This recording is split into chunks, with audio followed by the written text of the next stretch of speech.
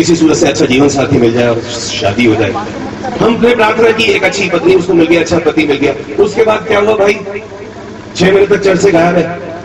बोले क्या हुआ? बोले पत्नी इतनी अच्छी मिल गई कि उसको छोड़ने का दिल नहीं कर। हाय है ऐसे काम के ऊपर जो परमेश्वर से हमें दूर ले जाए। हालेलुया।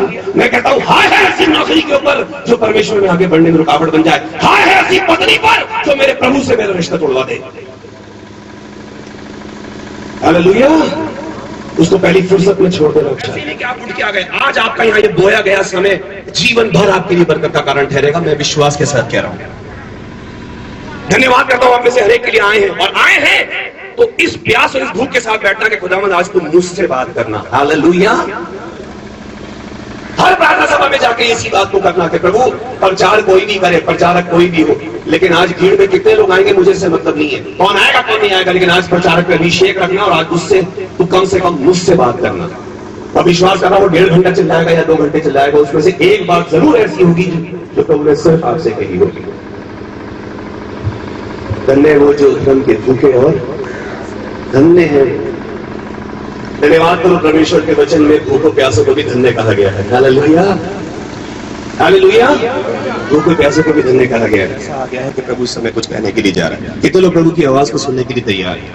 हाथ उठा के कहिए प्रभु आप सबको आशीष दें। लेकिन फिर भी निर्गमन की किताब और उत्पत्ति की किताब और वो पहली 5 किताबें परमेश्वर ने मूसा से लिखवाई।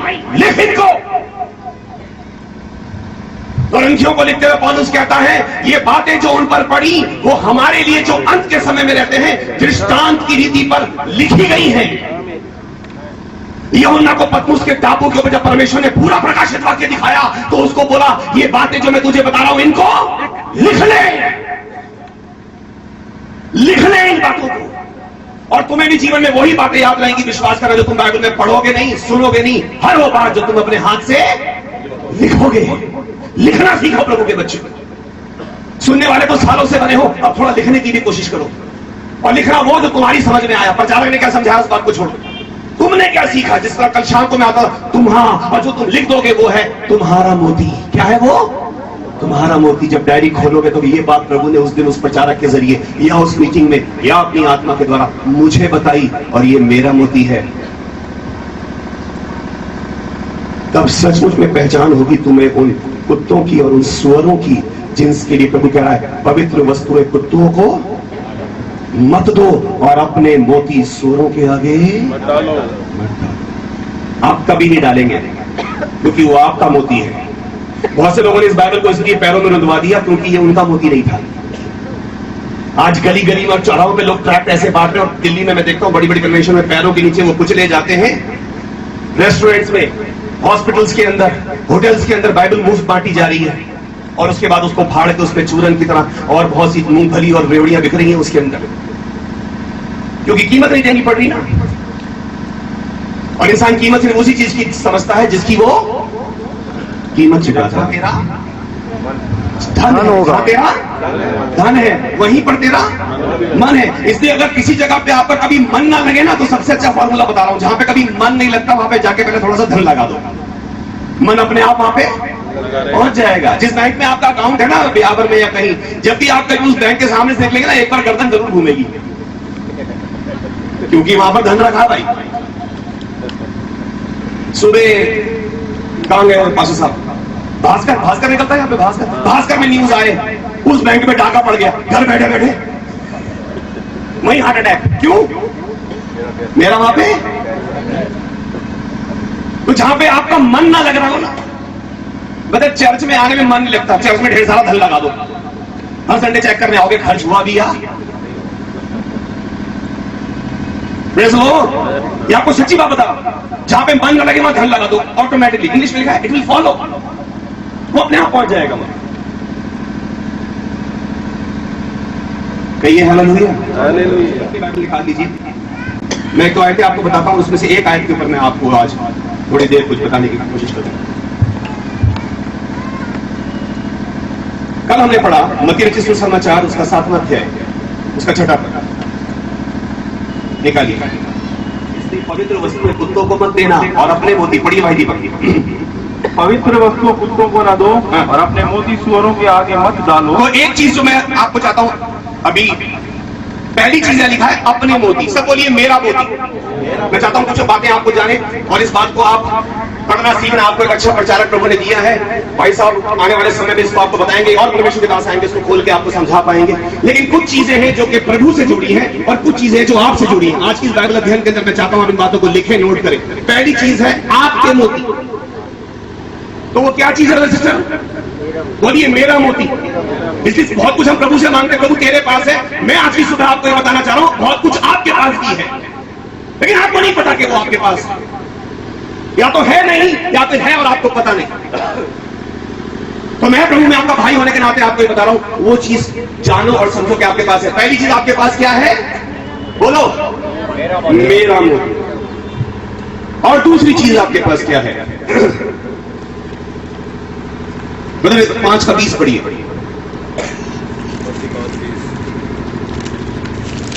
मत्ती 5 का 20। क्योंकि मैं तुमसे कहता हूं कि यदि तुम्हारी धार्मिकता शास्त्रियों और फरीसियों की धार्मिकता से बढ़कर ना हो, सब मेरे साथ मिलकर बोलिए मेरी धार्मिकता। कभी नहीं प्रवेश करने ना पाओगे। बोलिए मेरी धार्मिकता। और तुम्हारी जो धार्मिकता, मेरी धार्मिकता नहीं। यहाँ जो सामने खड़े होकर आपको प्रचार करते हैं वो बड़े चोगे वालों की धार्मिकता की बात नहीं हो रही है। इंडिविजुअल आपकी बात हो रही है। प्रभु कह रहे तुम्हारी धार्मिकता। बोलो मेरी धार्मिकता। तुम्हारा धर्मीपना नहीं, धार्मिकता, योर राइचियसनेस, तुम्हारी धार्मिकता। बोलो मेरी धार्मिकता। मैं चाहता हूं आपको ये चीज बता के जाऊं कि आपके पास क्या क्या है। आपके पास है, बोलो मेरा मोती, मेरी धार्मिकता। और तुम्हारी धार्मिकता के लिए प्रभु कह रहे हैं जब तक तुम्हारी धार्मिकता शास्त्रियों फरीसियों की धार्मिकता से बढ़कर ना हो। लेवल की बात भी नहीं कर रहा हूं, उनसे नीचे रहने की बात नहीं कर रहा कि तुम कहो जी आप बड़े और मैं छोटा, या चलो कम से कम कंधे से कंधा या हेड एंड शोल्डर्स तो आ ही गए, ऐसी बात नहीं कर रहा हूं। कह रहा तुम्हारी धार्मिकता उससे बढ़कर ना हो तो तुम स्वर्ग के राज्य में कभी भी प्रवेश नहीं कर सकते। आप सोच रहे हो आप लोगों को बुला के मैं सामने खड़ा हूं, ऐसे बड़े बड़े लोगों को प्रचारकों को बुला के आप सोचो इसकी धार्मिकता कितनी बड़ी है, इसकी बाइबल नॉलेज कितनी ज्यादा है, और इसको वचन कितना पता है, इसके अंदर कितने आत्मिक वरदान है, इसको कितना प्रभु ने प्यार किया है, इसको कितना कुछ प्रभु ने दिया है। लेकिन बहुत कुछ ऐसा है जो आपको भी दिया है और तुम्हारे पास है तुम्हारी धार्मिकता। बोलो मेरी धार्मिकता। अपने दिल पे हाथ रख के बोलो मेरी धार्मिकता। और तुम्हारी धार्मिकता के लिए मैं तुम्हारा भाई, तुम्हारा बच्चा, तुम्हारा प्रभु में हम उम्र होने के नाते तुमसे बता रहा हूं कि वो धार्मिकता के लिए प्रभु कह रहा मेरे भाई बहन जब तक तुम्हारी वो धार्मिकता शास्त्रीय और फरीसियों की धार्मिकता से बढ़कर ना हो। प्रभु ने अपने लिए लिखा कि मेरी धार्मिकता में तुम्हें दे रहा हूं। तुम्हारी धार्मिकता जब तक शास्त्रीय और फरीसियों की धार्मिकता से बढ़कर ना हो तो स्वर्ग के राज्य में प्रवेश कर पाओगे। बोलिए अब आप बोलिए ना मेरा मोती। Very good. मेरी धार्मिकता। हालेलुया। एक और बात पढ़ी, यूहन्ना 15 का 11 पढ़ी।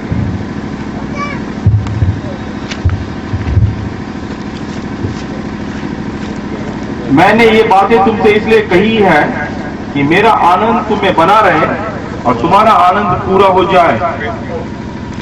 कहिए हालेलुया। हालेलुया। क्योंकि प्रभु को पता है मेरे बिना तुम्हारा आनंद अधूरा है। जब बर्थडे पार्टीज होती हैं, फैमिली गेट टुगेदर्स होते हैं या एनिवर्सरीज होती हैं, तो ऐसा कहा जाता है पास्टर साहब आप घर आइएगा, पहले प्रार्थना करेंगे। सब बोलो पहले प्रार्थना करेंगे। सब बोलिए ना पहले प्रार्थना करेंगे, कुछ भजन गाएंगे। बोलो भजन गाएंगे, वचन सुनेंगे, वचन सुनेंगे, फिर डीजे लगाएंगे, डीजे लगाएंगे, फिर पूरे मोहल्ले को बताएंगे कि 5 मिनट पहले जहां हालेलुया हो रही थी अब वहां कांटा कैसे लगा हुआ है। और जो प्रार्थना के समय बच्चे बाहर थे ना वो उस डीजे के बाद अंदर आ जाएंगे और फिर वो लड़कियां वहां पर सामने लोगों को ये बताएंगी वो हीरोइन क्या नाचती तो मैं नाचती।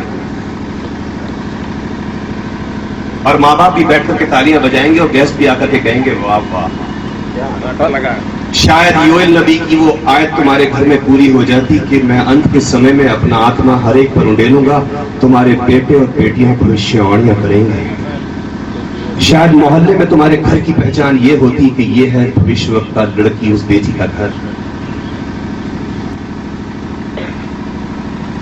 शायद तुमने इस बात के लिए भी प्रार्थना की होती कि खुदावन मेरी बेटी को आत्मिक वरदानों से भर के मेरे घर के लिए और मेरी कलीसिया की उन्नति के लिए इस्तेमाल कर। आमीन आमीन लॉर्ड। इस ब्यावर शहर में बाहर से भविष्यवक्ताओं को बुलाने की जरूरत ना पड़े। निर्गमन के 13वें अध्याय में लिखा है, परमेश्वर कहता है तुम्हारे जितने भी पैलौठे हैं उन सबको मेरे लिए अर्पण करना। इसलिए मत करना कि मुझे दान चाहिए, बल्कि इसलिए लिखा है क्योंकि वो मेरे ही हैं। कितने मसीह परिवार ऐसे हैं जिन्होंने अपने पैलौठे बच्चों को परमेश्वर के लिए अर्पण किया है? हालेलुया, ये तो बदन नंबर 1 है, इसको तो डॉक्टर, हालेलुया। ये तो बुढ़ापे की लाठी। तू विश्वास रख, बुढ़ापा आने दे, तुझे लाठी मार मार के निकालेगा घर से बाहर। तेरी खाट बाहर डालेगा, कहेगा दोस्त घर में आ रहे, खांसने की आवाज अंदर नहीं आनी चाहिए। शायद डॉक्टर बना के किसी गांव के किसी कोने में बैठा चूरन की पुड़िया बना रहा होगा, बना दे उसको परमेश्वर का दास, तो बड़े बड़े डॉक्टर को भी परमेश्वर उसके आगे झुका देगा। हालेलुया। गवाह है खुदा का कलाम इस बात का कि बड़े बड़े राजाओं के सर परमेश्वर ने नबियों के आगे झुका दिए। राजाओं का अभिषेक नबियों ने किया है। हालेलुया। शायद सारे मसीह परिवारों ने अपने पैलौठों को परमेश्वर के लिए अर्पण किया होता तो हर घर एक भविष्यवक्ता का घर होता, हर घर एक प्रार्थना का घर होता, हर घर एक कलीसिया होती। आमीन लॉर्ड। सुनते तो बहुत बार हो, इसको तो इंजीनियर बनाना है बदर। प्रचारक क्या करेगा बेचारा, रोटी के लिए मोहताज घर घर जाएगा, बाइबल लेके घूमेगा। डॉक्टर बड़ा, परमेश्वर का दास छोटा। प्रभु कह रहे मैंने तुमसे बातें इसलिए कही कि ये जो बर्थडे पार्टी होती है तो बड़ा आनंद होता है और हम प्रभु को इनवाइट करते हैं। प्रभु कह रहे हैं तुमने बहुत कुछ कहा, मैं कुछ कहूं, और ये बातें मैं तुमसे इसलिए कह रहा हूं कि मेरा आनंद तुम में बना रहे और तुम्हारा आनंद पूरा हो जाए। आमीन। आपको जिस चीज में आनंद मिलता है, जब तक उस आनंद में परमेश्वर का आनंद शामिल नहीं है, वो आपका हर आनंद अधूरा है। कहता है मैंने इसलिए कहा कि मेरा आनंद तुम में बना रहे और तुम्हारा आनंद पूरा हो सब बोलो मेरा आनंद, और आपका आनंद अधूरा है, उसको पूरा करने के लिए आपको परमेश्वर का आनंद चाहिए। Praise God। और वो आनंद आपका जब पूरा हो जाएगा तो कटोरा उमड़ना शुरू हो जाएगा और बहुतेरों के लिए आप आनंद का कारण बनेंगे। अभी तो आप दुआ करवाने वाले बने हुए हैं और आपसे प्रभु कह रहा है सालों से मीटिंगों में तू ही दुआ करवाती आ रही है, तू ही दुआ करवाता आ रहा है, तू दुआ करने वाला कब बनेगा? तू तो अपने सर पे हाथ रखवाते हुए तेरी उम्र गुजर गई, तू दूसरों के सर पे हाथ रखते तब खड़ा होगा। तुझे अपने लिए आनंद मांगते मांगते तेरी उम्र गुजर गई, तू दूसरों के लिए कब आनंद का कारण बनेगा? तेरे चेहरे की मायूसी हर गुस्से में चिराग को और बिल्कुल बुझा देती है। तेरे चेहरे को देख के लोगों को आनंद कब आएगा कि तू किसी के घर में कदम रखेगा, लोग कहेंगे धन्य है वो पांव जो सुसमाचार सुनाते हैं। हालेलुया। तुझे देखने से ही लोगों का आधा रोग दूर हो जाएगा। तू जब लोगों गले लगाएगा उनका आधा रोग, वैसे तू किसी के सर पे हाथ रख देगा, वो कहेगा वैसे ही मेरा बुखार आधा हो गया। जब तक हमारे चेहरों पे आनंद नहीं, हम दूसरे के चेहरे पे आनंद का ला सकते हैं। आमीन। एक रोता हुआ दूसरे को क्या हंसा सकता है? जब तुम अभी तक आनंद से नहीं भरे यीशु मसीह को पाके, संसार क्या आनंदित होगा यीशु को देख करके? वो तुम्हारे चेहरे पे यीशु का वो जलाल नहीं देखता, वो तुम्हारे चेहरे पे यीशु का वो आनंद नहीं देखता, क्योंकि तुम्हारे पास तुम्हारा आनंद है। तुम्हारा आनंद अधूरा है क्योंकि तुम्हारे आनंद में अभी यीशु का आनंद नहीं मिला। और ये बात है ना तुमसे इसलिए कही कि मेरा आनंद तुम में बना रहे और तुम्हारा आनंद, और जिस दिन तुम्हारा आनंद पूरा हो जाएगा ये ब्यावर शहर बदल जाएगा। हालेलुया। क्योंकि वो कहेगा ये आनंद कहां से आया? ये लोग जब भी दिखते आनंदित दिखते हैं, इनके चेहरे पे कभी मायूसी नहीं दिखती, इनके चेहरे पे कभी भी रौनक, इनके चेहरे की जाति नहीं है। और वो तुमसे पूछेंगे 10-10 लोग तुम्हारे कपड़े का पैर छोड़ फोड़ करके, ऐसी क्या बात है जो तुम्हारे पास है? ये आनंद तुम्हें कहां से मिला? हमें भी बताओ, हम भी तुम्हारे परमेश्वर के पीछे चलेंगे। हालेलुया। हाय है मेरे यीशु के ऊपर कि उसका आनंद पाकर अगर मैं आनंदित नहीं हो सका। मैं जिस खुशी का प्रचार करने जा रहा हूं, अगर वो खुशी मेरे चेहरे पे ही नहीं है, तुम्हारा आनंद मेरी चीज बोलिए मेरा मोती, मेरी धार्मिकता और लूका का रचित सुना दो 5 और 6। जिस किसी घर में जाओ, हाँ। पहले कहो कि इस घर का कल्याण हो जी। यदि वहाँ कोई कल्याण के योग्य होगा जी। तो तुम्हारा कल्याण उस पर ठहरेगा, नहीं तो तुम्हारे पास लौट आएगा। एक बार फिर से पढ़ दीजिए भैया। जिस किसी घर में जाओ, जिस किसी, सब बोलो जिस किसी। अब जिस किसी का मतलब ये नहीं कि विश्वासी के घर में जाओ, मसीह के घर में जाओ। आमीन आमीन।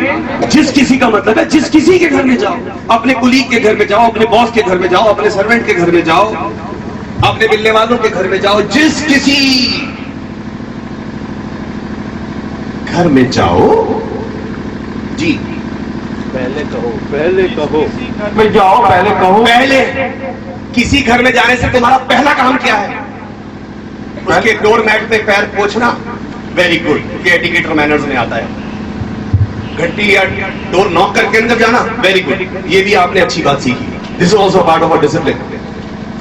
देखिए बाइबल क्या कह रही है, पहले कहो। उसको प्रेज द लॉर्ड कहने से पहले, उसको जय मसीह की कहने से पहले सबसे पहले क्या कहो कि इस घर पर कल्याण हो। इस घर पर कल्याण हो। कौन सा कल्याण? परमेश्वर तू भेज दे ऊपर से। आगे क्या लिखा है? यदि वहाँ कोई कल्याण के योग्य होगा जी, तो तुम्हारा कल्याण। किसका कल्याण? तुम्हारा। यीशु मसीह का या परमेश्वर का? बोलिए ना, तुम्हारा। बोलो मेरा कल्याण है। तुम्हारे को इतनी कीमती चीज देके परमेश्वर ने संसार में भेजा है और तुमने आज तक पता नहीं कितने घरों पर वो उंडेला भी है या नहीं उंडेला। तुम्हारा कल्याण, अपना कल्याण देना उस घर को जाकर के। आपके पास कल्याण है लोगों के घरों को देने के लिए। लिखा है तुम्हारा कुछ भी नहीं जाएगा। अगर कोई उस घर में कल्याण के योग्य होगा तो तुम्हारा कल्याण उस पर ठहरेगा, वरना फिर तुम्हारे पास लौट आएगा। अब लौट तो वही चीज आती है जो पहले जाती है। आमीन। लौटना किसे कहते हैं? अभी हम दिल्ली से आए हैं, परसों या उसके बाद दिल्ली लौट जाएंगे। वहां लोग कहेंगे भैया दिल्ली से लौट के आ गए। लौट के आ गए का मतलब पहले दिल्ली से गए थे तभी तो वापस आए। तुम्हारा कल्याण तभी तो तुम्हारे पास लौट के आएगा जब तुम्हारे पास से कहीं तुमने कभी दिया ही नहीं किसी को। तुमने कितने घरों में पैर रखने से पहले कहा इस घर का कल्याण। और जिस किसी का मतलब नहीं है दूसरे के घर में, शायद जितनी बार अपने घर में आते हो ना, अपने घर में भी कह देना एक बार। आपको नहीं पता, और यहां प्रभु कह रहा है तुम्हारा कल्याण, तुम्हारा मोती, तुम्हारा आनंद, तुम्हारी धार्मिकता, तुम्हारा कल्याण। क्या आप आनंदित हाथ उठा के कह सकते हैं इस बात को कि आपको भी, आपके पास भी किसी को देने के लिए कल्याण है? क्या हाथ उठा के धन्यवाद कर सकते हैं परमेश्वर इस बात के लिए कि प्रभु धन्यवाद हो कि तूने मुझे भी दिया है कि मैं किसी को दे सकूं? कितने लोग कह सकते हैं हालेलुया, हालेलुया।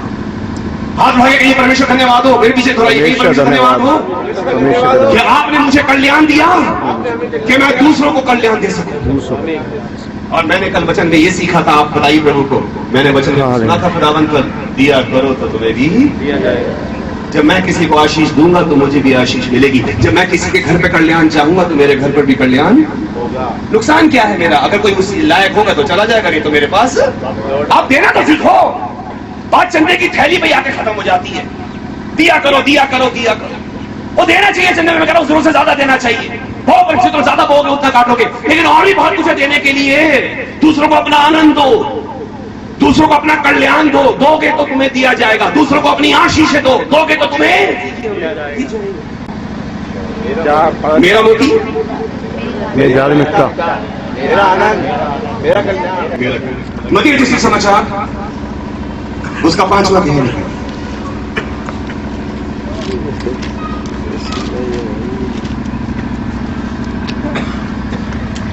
मती रचित समाचार उसका 5वां अध्याय। और आप में से कोई जन पढ़े या भाई पढ़े 14, 15 और 16। तुम जगत की ज्योति हो। जो नगर पहाड़ पर बसा हुआ है वो छिप नहीं सकता, और लोग दिया जलाकर पैमाने के नीचे नहीं परंतु दीवट पर रखते हैं, तब उससे घर के सब लोगों को प्रकाश पहुंचता है।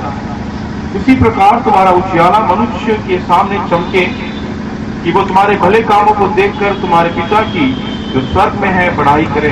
आमीन। हालेलुया। यहाँ पर परमेश्वर का वचन कह रहा है तुम जगत की ज्योति हो। तुम जगत की ज्योति हो। और उसके बाद लिखा है, क्या लिखा है उधर? जो अगर पहाड़ पर बसा हुआ है वो छिप नहीं सकता, और लोग। हाँ, एक मिनट, आप मसीह लोग हैं, बहुत अच्छी बात है। अभी बात कलीसिया की नहीं हो रही, अभी विश्वास करना। मैंने आपको कल क्या कहा था? जो भी प्रभु बात कहेगा आपसे अकेले से कहे। और वचन कह रहा है जो नगर पहाड़ पर बसा है वो छिप नहीं सकता। अब सवाल इस बात का है, क्या आप एक, अपने आप से कह रहा हूं, अपने लिए सोचना, आपका जो भी नाम है, क्या आप एक पहाड़ पे बसे हुए नगर हैं या एक छुपे हुए नगर हैं? आपको कितने लोग मसीह समाज में या इस शहर में या इस शहर के बाहर जानते हैं? कितने लोग पहचानते हैं आपको इस संसार के अंदर? कितने लोग आपको नाम से जानते हैं?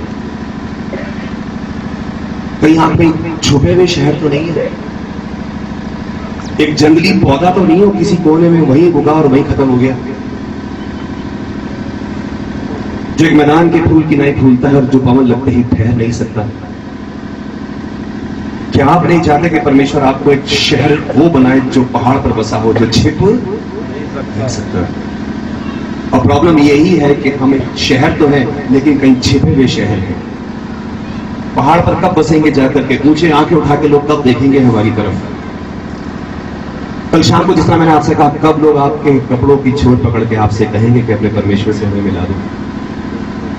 कब आंसुओं से भीगी हुई आंखें आपके पास आकर कहेंगी कुछ आनंद हमें भी दे दो? कब वो घर जिनकी चौखटें आपके आने का इंतजार कर रही हैं कि आप उनके घर पर जाएंगे और कहेंगे इस घर का कल्याण हो? हर घर में मैं नहीं जा सकता, हर घर में परमेश्वर का दास नहीं जा सकता, हर घर में हर व्यक्ति नहीं जा सकता। कुछ ऐसे परिवार हैं जिन्हें सिर्फ आप जानते हैं, कुछ ऐसे घर में जिनमें सिर्फ आप ही प्रतिदिन जाते हैं। आपके दोस्त का, आपकी सहेली का, आपके साथ काम करने वाले का भी घर हो सकता है। आप उस घर में 1000 बार गए होंगे, लेकिन असल में वो घर किसी ऐसी आवाज का इंतजार कर रहा है जो घर पे की चौखट पे आके कहे इस घर का कल्याण हो, और उसी समय शायद उस घर का कल्याण हो जाए। आमीन। और उसके लिए प्रभु ने आप ही को रखा है। आप कितनी बार उस चौखट को लांघते हैं, लेकिन प्रभु कहता है किसी दिन जाके बेटा ये भी कहे उस घर में इस घर का कल्याण हो जाए। Praise the Lord. क्या आप छुपे हुए शहर तो नहीं है? प्रभु ने कहा जो नगर पहाड़ पर बसा है वो, बोलिए ना, छिप नहीं सकता। इसका मतलब जो छिपा हुआ है वो पहाड़ पर नहीं है, उसको कोई नहीं जानता। जानने का मतलब ये नहीं होता कि प्रभु इतना बड़ा कोई पुलपिट या प्लेटफॉर्म आपको देगा तभी लोग आपको जानेंगे। तुम जगत की ज्योति हो, और आगे लिखा है लोग दिया जलाकर पैमाने के नीचे नहीं परंतु दीवट के ऊपर रखो। ऊपर रखते। ये अलग बात है कि दिया जलाया पहले नीचे रख के जाता है। उजियाला मेरा उजियाला, ठीक है, वो उजियाला नहीं जो परमेश्वर ने बनाया, वो उजियाला नहीं जो उसके वचन में है, बल्कि एक उजियाला है जो परमेश्वर ने आपके अंदर रखा है। मेरा उजियाला, क्या आपके अंदर है वो उजियाला? और परमेश्वर का वचन है, प्रभु यीशु मसीह कह रहे हैं उसी प्रकार तुम्हारा उजियाला, जी बदल पढ़िए, मेरा उसी प्रकार मेरा उजियाला मनुष्य के सामने चमके। मनुष्यों के पीठ पीछे नहीं, सामने मनुष्यों के सामने चमके। उसी प्रकार मेरा उजियाला मनुष्य के सामने चमके। क्या चमक रहे हैं यहां पर मैं मनुष्यों के सामने? क्या हमें देख के लोगों की आंखें चकाचौंध हो रही हैं? ये सवाल है आज की सुबह आपके और मेरे लिए। इन 5 पदों के ऊपर मैं आपको वचन दे सकता हूं, लेकिन मैंने आज सुबह के लिए जो वचन दिया है वो है तुम्हारा उजियाला। क्योंकि आज संसार के इस अंधियारे को अगर जरूरत है तो एक उजियाले की है। Hallelujah, hallelujah. अंधेरे में डूबती हुई इस दुनिया को अगर इस समय जरूरत है तो वो एक उजियाले की है, जो परमेश्वर ने आपके अंदर रख के आपको भेजा है इस संसार में। आमीन। वो ये नहीं कह रहा कि पहले उजियाला मांग लो, उसने तुम्हें उस दिए की तरह जला दिया है, क्योंकि उसने पहले शब्द में क्या कहा? तुम जगत की ज्योति हो जाओगे। नहीं, हो का मतलब है हो। धन्यवाद पुलिस बात के लिए। कहीं हालेलुया। कोई और आपको कुछ भी कहे, संसार आपको कुछ भी कहे, तू छोटा है, तू तुच्छ है, तू गरीब है, तू अनपढ़ है, तू लाचार है, तू मुफलिस है, तू ये है, तू वो है, तू कमजोर है, तू बीमार है, आपको अपने बारे में बात बतानी चाहिए, मैं जगत की ज्योति हूं। कोई कुछ भी कहे, मुझे यीशु ने अपने लहू से खरीदा है, मैं सबसे ज्यादा कीमती हूं, मुझे संसार में कोई नहीं खरीद सकता। आमीन। आमीन। दुनिया मेरी कीमत क्या डाले? परमेश्वर कह रहा है तुम्हारा उजियाला चमके। सबसे पहले मैं आपको आनंदित इस बात से करना चाहता हूं कि आपको इस बात का धन्यवाद करो कि आपके अंदर भी उजियाला है। अब अगर कोई कहे मतलब मुझे तो पता नहीं कि मेरे अंदर उजियाला है या नहीं, बल्कि मुझे तो लगता है ही नहीं, तो है नहीं तो आ सकता है। उजियाला तुम्हारे अंदर नहीं है, लेकिन उजियाला देने वाला तो जिंदा है। आमीन। तू एक बुझा हुआ चिराग हो सकता है, लेकिन जिस चिराग में तुझे जलाना है उसमें तो लौ बाकी है। उसने अपने लिए तो कहा है कि मैं जगत की, बल्कि मैं तो जीवन की ज्योति हूं, जो मेरे पीछे वाले अंधकार में नहीं चलेगा बल्कि जीवन की ज्योति पाएगा। कल रात को पास्टर साहब इस बात को कह रहे थे कि जिसने तुम्हें क्या ठहराया जगत की ज्योति, जब हम लैंप जला रहे थे तो जिसने तुम्हें जगत की ज्योति का, उसने अपने को भी तो कहा मैं भी तो जगत की। तुम्हारी अगर रोशनी कम हो जाएगी उसको भरने के लिए वो जिंदा है। आमीन। तुम्हारा उजियाला काम होने लगेगा। लिखा है वो धुआं देती हुई बत्ती को कभी बुझाएगा नहीं। लिखा है नहीं? लिखा बताओ। वो धुआं देती हुई बत्ती को बुझाएगा नहीं, बल्कि उसे और जलाएगा, जिससे घर के सब लोगों को उजियाला पहुंचे। अब सवाल इस बात का है कि ब्रदर कहां से आएगी ज्योति? वजह से 112 का चार्ट पढ़ी। चलिए मैं कुछ जल्दी भी आपको वचन पढ़ाऊंगा, और जो लोग नोट्स बना रहे हैं मेहरबानी से ध्यान से नोट्स बनाइए। वजह से 112 का चार्ट। सीधे लोगों के लिए अंधकार के बीच में ज्योति उदय होती है, वह अनुग्रहकारी, दयावंत और धर्मी होता है। बोलिए बोलिए, और भी कुछ पढ़िए। सीधे लोगों के लिए, सीधे लोगों के लिए अंधकार के बीच में ज्योति उदय होती है। सब बोलिए सीधे लोग। सीधे कौन? सीधे किसे का? हम तो बताइए तो बहुत सीधा। मेरी बहू बिचारी सीधी है, बोलो ना, सीधी है, बहुत सीधी। सीधी नहीं है, बहुत सीधी है, बस जरा सींग तेज है। गाय की तरह सीधी है लेकिन सींग भी ठीक है। कुछ ऐसे भी सीन होते। उन सीनों की बात नहीं हो रही है, उन सीनों की बात हो रही है वाकई जो नहीं जानते कि अंधियारे में उजियाला कब आएगा, उनके लिए बाइबल कहती है सीधे लोगों के लिए अंधकार के बीच में। आज जब आप यहाँ बैठे मैं आपको प्रभु में एक बात बताना चाहता हूँ। कहिए हालेलुया, हालेलुया। अगर आपके जीवन में अंधकार है, आपके जीवन में बीमारी है, आपके जीवन में कर्जा है, आपके जीवन के अंदर बहुत सी परेशानियों में इस समय आप घिरे हैं, ये आत्मिक कन्वेंशन आपके लिए इसलिए रखी गई है कि मैं परमेश्वर का दास होने के नाते उसकी आत्मा के द्वारा आपको बता सकूं। आपकी चारों तरफ अंधेरा अंधेरा है, लेकिन मैं आपको बता ही रहा हूं, विश्वास रखना, इस अंधकार के बीच में से ही तुम्हारी लिए ज्योति निकलेगी। हालेलुया। हाथ उठा के कहो हालेलुया। कई बार अंधकार के लिए परमेश्वर का धन्यवाद दिया करो। बाइबल स्टडी में अक्सर ऐसा होता है कि मैं हमेशा ब्लैक बोर्ड के ऊपर लोगों को पढ़ाता हूं। आप में से कितने लोगों ने ब्लैक बोर्ड देखा है? Very good. इसका मतलब सभी स्कूल गए है ना? एकदम हाथ उठा के तो नीचे क्यों कर लेते हो? मैं आपको दंड थोड़ी दे रहा हूं यहाँ पर। बोलो देखा है ब्लैक बोर्ड? किसी भी बात के लिए बोलो, बुलंद आवाज से बोलो। बोले हमने, किसी ने देखा ना देखा, मैंने देखा। बोलो आमीन, हालेलुया। अब उस ब्लैक बोर्ड पे कैसे लिखते हैं अपन? चौक से। Very good. अब बताओ ब्लैक बोर्ड बड़ा होता है या चौक बड़ी होती है? Black board. एक बैठ के चौक बड़ी होती है। बताओ भाई, मैं शायद मैं उल्टा समझ रहा हूँ। साइज में कोई चीज बड़ी होती है, ब्लैक बोर्ड या chalk? Blackboard. Blackboard. अगर वो इतना बड़ा ब्लैक बोर्ड ना रहे तो वो छोटी सी चौक उस पर चमक नहीं सकती। आमीन, आमीन। इसलिए अपने आसपास के अंधियारी के लिए परमेश्वर का धन्यवाद करो। कहिए हालेलुया। अंधकार तो बहुत बड़ा और गहरा है, लेकिन धन्यवाद करो उस ज्योति के लिए जो उसके बीच में से उदय होने वाली है तुम्हारे लिए। यूहन्ना के पहले अध्याय में लिखा है, वो आया, वो वचन के लिखा है, वो मनुष्यों की ज्योति थी और ज्योति, चलिए पढ़ जाइए, ज्योति अंधकार में चमकती है। बोलो ज्योति अंधकार में चमकती जब प्रभु तुम्हें कह रहा है कि तुम जगत की ज्योति हो, तो तुम्हें आसपास के ज्योतियों में रखेगा। हालेलुया। जब तुम ज्योति हो तो ज्योति की जगह कहां पड़ेगी? दीवार के ऊपर, जहां जिससे कि उजियाला फैले वो उजियाला में थोड़ी जलाएगा ज्योति। और अभी रात को ये मरकरी लैंप जल रही थी, अब क्यों नहीं जल रही भाई?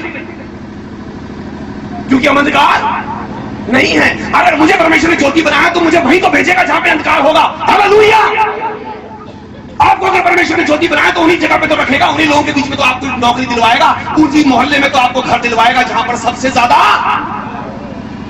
ताकि तुम्हारा उजियाला मनुष्यों के बीच में चमके, तुम्हारा उजियाला चमके। और उजियाला चमकने की कीमत जब ही है जब गहरे से गहरा अंधकार हो। हालेलुया। एक दिया तभी कीमती कहलाता है कि जब चारों तरफ अंधेरा छाया हो। आप अंधेरे रोड के ऊपर जा रहे हैं, दूर एक ट्यूब लाइट जल रही है और उसका आप कह रहे हैं, ओ प्रभु ने मुझे ट्यूब लाइट बना दिया, स्ट्रीट लाइट। सब बोलो स्ट्रीट लाइट। ओ स्ट्रीट लाइट, मैं कब से खड़ा हुआ जल रहा हूं या जल रही हूं? अभी तक तो एक गाड़ी का कोई साइकिल वाला भी नहीं निकला। क्यों जल रहा हूं? ऐसा कर दो, थोड़ी देर बंदी हो जाता हूं, कोई आएगा? तू स्ट्रीट लाइट है, तुझे प्रभु ने जलाया है, तू जलता रहे। क्या पता कोई कितनी दूर से तुझे देख के चला आ रहा है। हालेलुया। तुझे नहीं दिख रहा, लेकिन कोई है जो, तू दिल्ली में बैठा है, वो ब्यावर में बैठ के तेरी उस रोशनी को देख रहा है और कह रहा है कि किसी सूरज से मैं इस तक पहुंच जाऊं। आमीन। तेरी उसी रोशनी को देख के तो अपने घर से चला है, उसको दिख रहा है जहां रोशनी। अगर आप अंधेरे रोड पे जा रहे हो या किसी पहाड़ों पे जब हम जाते हैं हिमाचल में प्रचार करने के लिए, तो दूर तो अंधेरा होता है और दूर कहीं एक लैंप जल रहा, तो हमें दिए को देख के आपको क्या लगता है यहाँ पे या तो किसी का घर होगा या कोई ना कोई तो है। जीवन तो वहां पर जब अंधकार में कहीं ज्योति होगी तभी तो लोग उसके निकट आएंगे। आप बोलोगे चारों तरफ अंधियारा बदल, मुझे क्या करना है जल के, मैं भी बुझ ही जाता हूं। तू बुझ जाएगा तो पता नहीं कोई कितनी दूर से चला आ रहा है तुझे देखने के लिए, उसकी सारी आशाएं खत्म हो जाएंगी। और निराश लोगों को आशा देने के लिए तो लोगों ने आपको मुझे संसार में रखा है। हालेलुया। ताकि जो सोच कहे सब कुछ खत्म हो गया उसके पास आप जाके कहो अभी सब कुछ खत्म नहीं हुआ भाई, अभी तेरे लिए प्रभु में एक आशा बाकी है। जिसको डॉक्टर जवाब देते उसके पास जाके आप जाके कहें घबरा मत, तेरी मृत्यु नहीं जीवन लेके यीशु आया है। रोती हुई आंखों को हंसाने का काम प्रभु ने हमें दिया है। हालेलुया। निराशा में आशा जगाने का, अंधियारे में उजियाले का, सीधे लोगों के लिए अंधकार के बीच से ज्योति। अब सवाल मैं थोड़ी सी गंभीर बात की तरफ आपको लेकर के जा रहा हूं। अब ये है कि ब्रदर मुझे ज्योति मिलेगी कैसे, मैं ये प्रकाश पाऊंगा कैसे? आए बदल सीता में चलो, मेरे साथ कुछ आयतें निकालें हाथ पड़े। यशाया 9:2 पढ़े पहले, उसके बाद हम बदल सीता में जाएंगे। आप में से कोई पढ़े यशाया 9:2।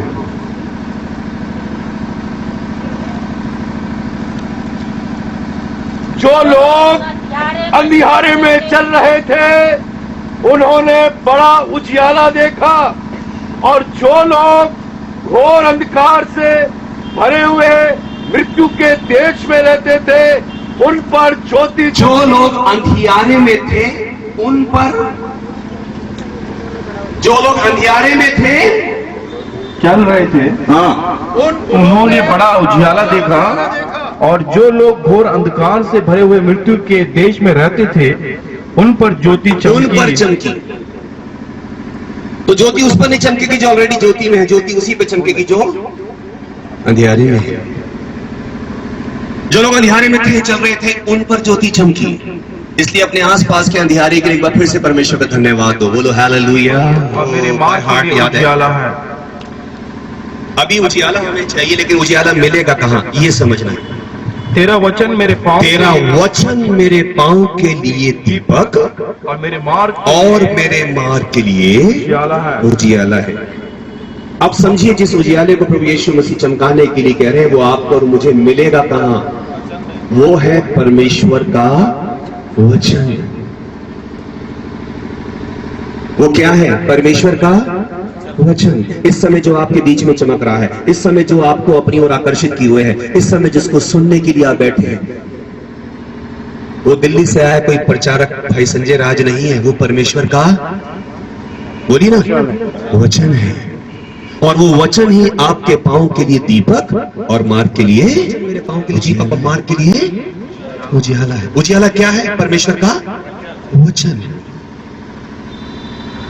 उजियाला क्या है मेरे भाई बहन? परमेश्वर का वचन है। अब उजियाला होता कैसे है?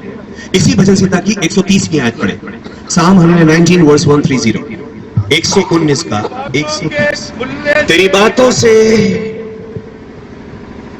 प्रकाश होता है। कैसे लिखा है? तेरी बातों से प्रकाश होता है।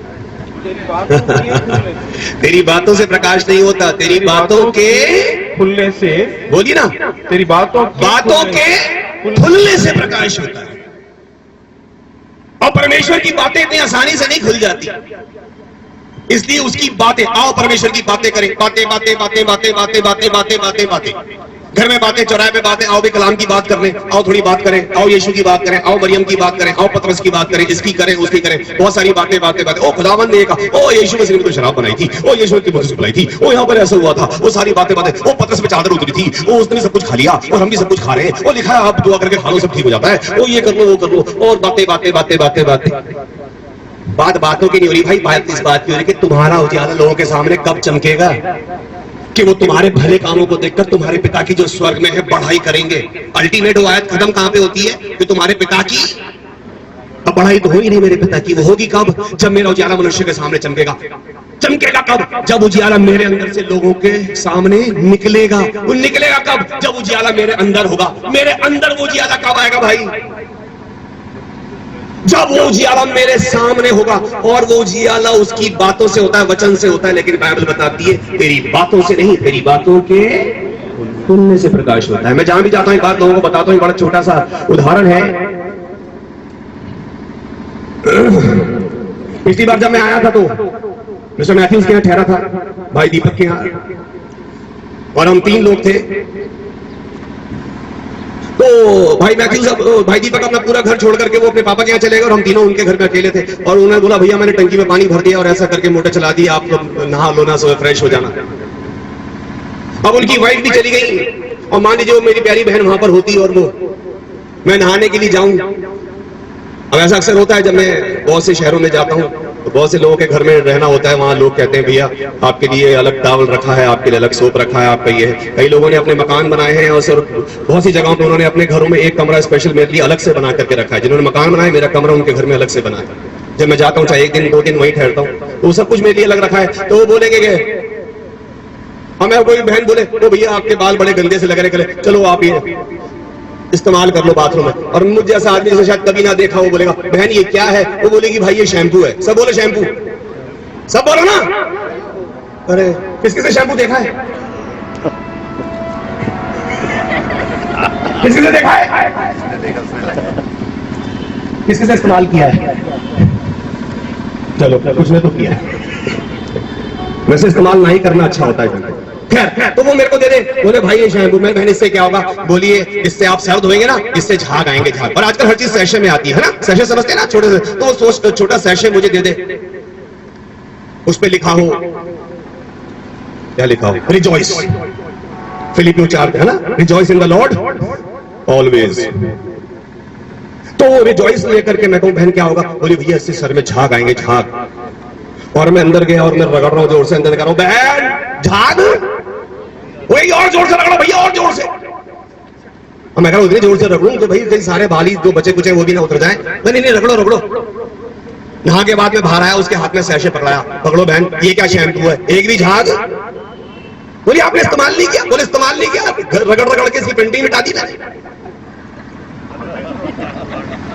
वो कहेगी भाई ये सैशे शैम्पू नहीं है, इस सैशे के अंदर शैम्पू है, जब इसे खोलोगे तो शैम्पू निकलेगा। ऊपर लिखा है शैम्पू लेकिन जहां पे लिखा है वो शैम्पू नहीं है इसके। बहुत से लोग कहते हैं ये बाइबल परमेश्वर का वचन है, बाइबल परमेश्वर का वचन नहीं है, ये बात याद रखना। बाइबल परमेश्वर का वचन नहीं, बाइबल परमेश्वर का वचन होती तो आप मुझे दिल्ली से यहाँ पे क्यों बुलाते? आप सबके घर में भी सभी पढ़ लेते।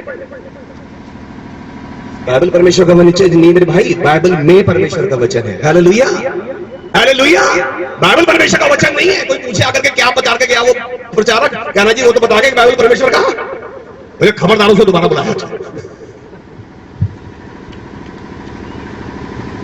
बाइबल परमेश्वर का वचन नहीं है। बाइबल एक व्यक्ति था, उसको एक खेत, उसको एक खजाना मिल गया, लिखा उसने वो खजाना एक खेत में छुपा दिया और अपना सब कुछ बेचकर उस खेत को मोल ले लिया। 40, 80, 100, 200, 500, हजारों रुपए की बाइबलें मैंने खरीदी है। आप मेरे घर में आएंगे, बहुत कीमती कीमती बाइबल प्रभु ने मेरे को दी है। तो वो 40, 80, 60, 100, 200, 500, 1000 रुपए का खेत आप खरीद सकते हो। उस खेत में छुपे हुए खजाने की कीमत आप नहीं दे सकते।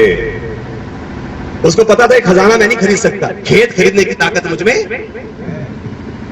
अब जब खेत खरीद लिया तो खेत के साथ क्या मिल गया वो, और वो खजाना ऐसे नहीं मिल जाता, उसके लिए लिखा है ढूंढोगे तो पाओ। ढूंढोगे, खजाना तुम सबके घर में है, ढूंढने का टाइम नहीं है। खेत आप सबके घर में, उसमें इतना बड़ा खजाना है कि जीवन खत्म हो जाएगा, खजाना खत्म नहीं होगा। हमें जीवन खत्म है। और वो बातें उसने छुपा के रखी हैं, उसकी बातों से प्रकाश नहीं होगा मेरे भाई, उसकी बातों के खुलने से प्रकाश होगा। इसलिए प्रार्थना ये मत करो प्रभु तेरी बातें मेरी समझ में आ जाए, कहना प्रभु तेरी बातें मेरे लिए खोल दे कि मेरे जीवन में प्रकाश हो सके। मुझे तेरी बातें क्यों खुली हुई चाहिए प्रभु? क्योंकि तेरा प्रकाश मेरे जीवन में आए और वो प्रकाश, वो उजियाला मेरे जीवन से लोगों के सामने चमके। आमीन। उसकी बातों से प्रकाश नहीं होगा। बातें तो सुबह शाम में जितनी मर्जी कर देना, दीवारों पे लिख के चिपका देना, अच्छी से अच्छी आयतें हाथ में गोल्डन हैंडराइटिंग के अंदर अपनी दीवारें पोत देना, उसकी बातों से प्रकाश नहीं होने वाला। किसी अच्छे ऑल्टर पे बाइबल सजा के घर में प्रकाश नहीं हो जाता। आमीन। 1000 बार रगड़ोगे इस बाइबल को उस शैम्पू के सैशे की तरह, एक भी झाग पैदा नहीं होगा। और सालों से शायद वो उसको बंद करके ही हम रगड़ रहे हैं। उस पे छपवा दिया पवित्र बाइबल, धर्मशास्त्र, वो बाइबल और ये और वो और सब कुछ करके, उससे उजियाला नहीं होगा। तेरी बातों के खुलने से प्रकाश होता है। इसलिए जब किसी प्रार्थना सभा में आते हो तो घर से ये दुआ करके चलो, खुदावन आज तेरी बातें मुझ पे खुल जाए ताकि मेरे जीवन में प्रकाश हो सके। हालेलुया। तेरी बातों के खुलने से प्रकाश होता है। प्रकाश उस वचन के अंदर है जो हमने पढ़ा, तेरा वचन मेरे पांव के लिए दीपक और मार्ग के लिए उजियाला है। और आगे लिखा तेरी बातों के खुलने से प्रकाश होता है। भजन संहिता 18 का 28 पढ़ी। हाँ, तू ही मेरे दीपक को जलाता है, मेरा परमेश्वर यहोवा मेरे अंधियारे को उजाला कर देता है। तुम जगत की ज्योति हो। लोग दिया जलाकर पैमाने के नीचे नहीं परंतु दीवट के। तो मेरा दिया जलाएगा कौन? सबसे पहले क्या चाहिए? मुझे ये देखना है कि मेरा दिया जल भी रहा है कि हालेलुया। और दुआ क्या कर रहा है? तू ही मेरे दीपक को जलाता है। दुआ ये मत कर प्रभु के बेटे और प्रभु की बेटी की तरह उजियाला फैले। सबसे पहले दुआ ये कर कि खुदावन तेरे दीपक को जला दे। आमीन। दीपक तो तू है, बस प्रॉब्लम ये है उसमें तेल भी है, बाती भी है, बस रोशनी नहीं है। आप जानते हैं ना, जब एक दिया दूसरे दिए को जलाता है तो वो क्या चीज देता है उसको? सिर्फ एक ज्योति देती है। एक ज्योति है जो ट्रांसफर होती है, जो उसने भी किसी से पाई है। हालेलुया। कल जब हम यहाँ दिया जला रहे थे तो उस दिए को जलाने से पहले एक कैंडल जलाई गई। कैंडल को वो रोशनी कहां से मिली? उस माचिस की तीली से। माचिस की तीली ने ज्योति ट्रांसफर की कैंडल में, और कैंडल ने ट्रांसफर करी उस दिए के अंदर। एक ने दूसरे को क्या दिया? सिर्फ ज्योति दी है, कुछ भी नहीं। वो कैंडल ने दिए को क्या दिया? सिर्फ एक ज्योति, जो उसने भी किसी से मांगी थी। हालेलुया। कितने लोग मेरी बात को समझ पा रहे हैं? मैं जो आपके बीच में बांटने आया हूं, ये मुझे भी कहीं से मिला है, और वो मैं उसके दिए के जले आपके दिए जला रहा हूं। और इसीलिए जला रहा हूं कि इन दियों से बहुत से दिए जले और इस पूरे हिंदुस्तान में उजियाला हो सके। हालेलुया। खुदावन की उस कलाम की रोशनी, उस सुसमाचार का प्रकाश दूर तक जाने पाए। कौन लेकर के जाएगा? हर जगह मैं नहीं जा सकता, हर जगह सिर्फ आप भी नहीं जा सकते। अगर दिए हो तो फिर कुछ और दियों को भी जलाओ। देखा है, मेरा परमेश्वर, हाँ तू ही मेरे दीपक को, पढ़िए। हाँ, तू ही मेरे दीपक को जलाता है, हाँ। मेरा परमेश्वर यहोवा मेरे अंधियारे को उजियाला कर देता है। Praise the Lord. 36 का नाम भी पढ़ी। जीवन का सोता तेरे ही पास है। जी। तेरे प्रकाश के द्वारा हम प्रकाश, तेरे प्रकाश के द्वारा हम प्रकाश। यही बात मैंने आपको समझाई अभी। तू ही मेरे दीपक को जलाता है। क्या कहता? तेरे अभी मुझे क्या चाहिए? अपने अंदर एक प्रकाश चाहिए, मुझे एक उजियाला चाहिए। और उजियाला कहां से मिलेगा? कह रहा है तेरे प्रकाश के द्वारा पाएंगे, हम प्रकाश पाएंगे। चलिए मिलकर कहते हैं, तेरे प्रकाश के द्वारा, तेरे प्रकाश के द्वारा हम प्रकाश पाएंगे। प्रकाश पाएंगे। मेरा परमेश्वर मेरे उजियाले अंधियारे को उजियाला कर देता है, वो ही मेरे दीपक को। तो मेरे में ज्योति कहां से आएगी? वो परमेश्वर की ज्योति मुझ में आएगी, और मेरा उजियाला तब लोगों के सामने चमकेगा। Praise the Lord.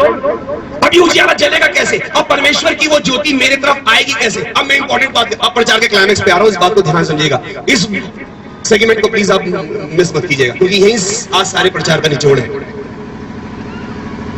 मैं ऊपर से नीचे की तरफ आ रहा हूं। सबसे ऊपर की बात क्या थी? लोग तुम्हारे पिता की बढ़ाई करें। कब? तुम्हारे भले कामों को देखकर। कब? कि तुम्हारे अंदर वो उजियाला चमके। कब? जब तुम्हारे प्रकाश लोगों के सामने आएगा। कब? जब वो प्रकाश तुम्हारे अंदर आएगा। तुम्हारे अंदर कब आएगा? जब परमेश्वर अपने प्रकाश को तुम्हारे अंदर भेजेगा, जो तुम्हारे दिए को जलाएगा। अब वो जलाएगा तो जलाएगा कब? आए उसको समझने के लिए आयत पढ़े, भजन संहिता में पढ़ेंगे मेरे साथ। 34 का 5 पढ़िए।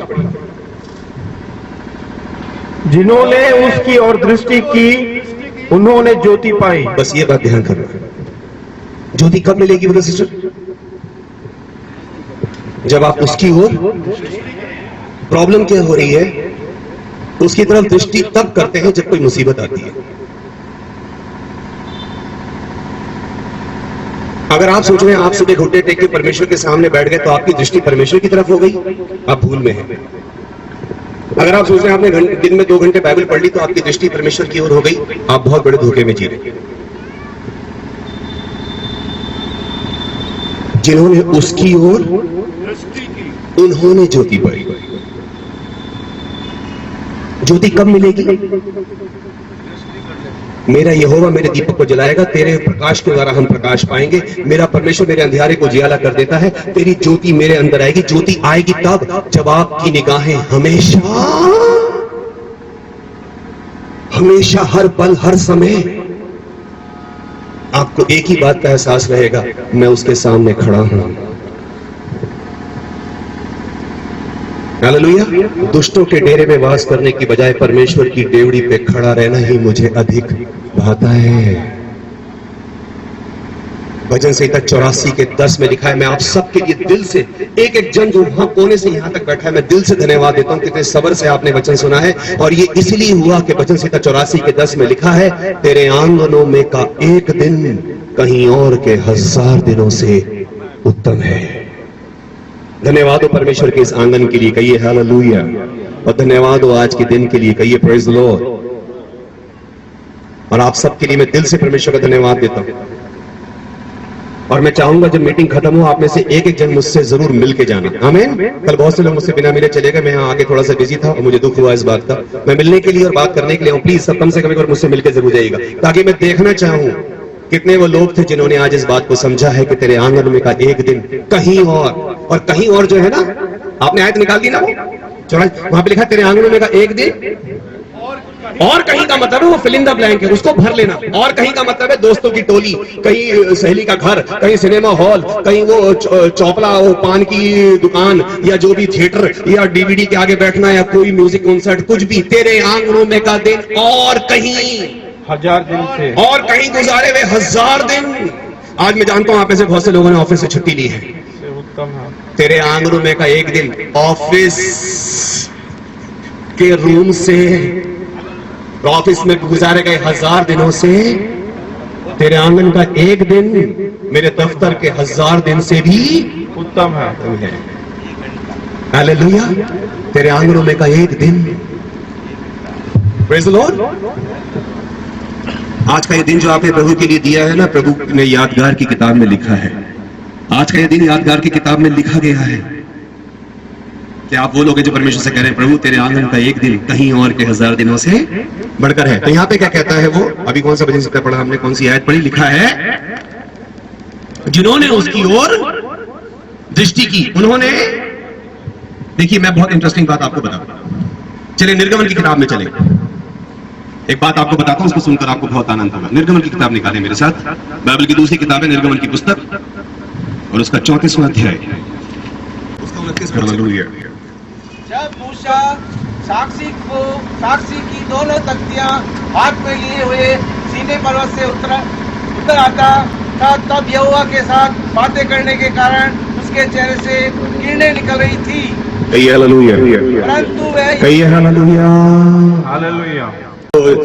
जब मूसा साक्षी की दोनों तख्तियां लेकर सीने पर्वत से नीचे आ रहा था, तो तब यहोवा के साथ बातें करने के कारण, इस बात को बाइबल में अंडरलाइन करना, यहोवा से बातें करने के कारण, उसके चेहरे से किरणें सब अंडरलाइन करो, यहोवा से बातें करने के कारण उसके चेहरे से किरणें निकल रही थी, उसके चेहरे से किरणें निकल रही थी। क्यों उसका वो प्रकाश सबके सामने चमक रहा था भाई? क्योंकि उसने यहोवा की ओर दृष्टि की, और बाइबल कहता है जितनों ने उसकी ओर दृष्टि की उन्होंने ज्योति पाई। बाइबल नहीं, यहोवा से बातें करना शुरू करो। आमेन, आमेन। समय निकलता जा रहा है ब्रदर सिस्टर। बर्थडे के केक पे फूंक मार मार के आप क्या सोच रहे हो कि जिंदगी की मोमबत्ती भी रुक गई है बुझने से? वो तो एक ही बार जली थी जब इस संसार में आए थे, और उसका मोम भी प्रतिपल पिघल रहा है और वो धागा भी प्रतिपल जल रहा है। समझ पा रहे हो? उस बर्थडे कैंडल पे आप फूंक मार के ये मत सोचना बस उम्र वहीं रुक गई। इस जिंदगी की मोम तो पिघल रही है और धागा भी जल रहा है, और एक फाइनल फूंक ऊपर से आएगी जिसको फिर दोबारा कोई नहीं जला पाएगा। आजकल आ रही है ऐसी कैंडल्स, आप फूंक मारो वो बुझ जाके फिर जल जाती है। Hallelujah, hallelujah. लेकिन एक फूंक बिल्कुल फाइनल आएगी ऊपर से जिससे कोई नहीं दोबारा जला पाए, और वो समय आ ही रहा है, बस कभी भी हो सकता है। पहले लोग कहते थे वो 930 साल की उम्र आदम की और 969 साल मथुशेलह की थी। वो प्रभु कह रहा है इतनी लंबी लंबी मोमबत्तियां बना के क्या करना है भाई, छोटी छोटी बनाओ। अब तो 20-20 साल, 18 साल। और आपको पता है इंटरेस्टिंग बात, अब तो वो कहावत भी खत्म हो गई। कौन सी? अकेले आए और, पहले लोग कहते थे भैया अकेले आए और, अब तो आतंकवादी बस से उतारते लाइन में लाके खड़े करके गोली मारते। 120 की बस कहां गई? लाखों कहां गए सुनामी में?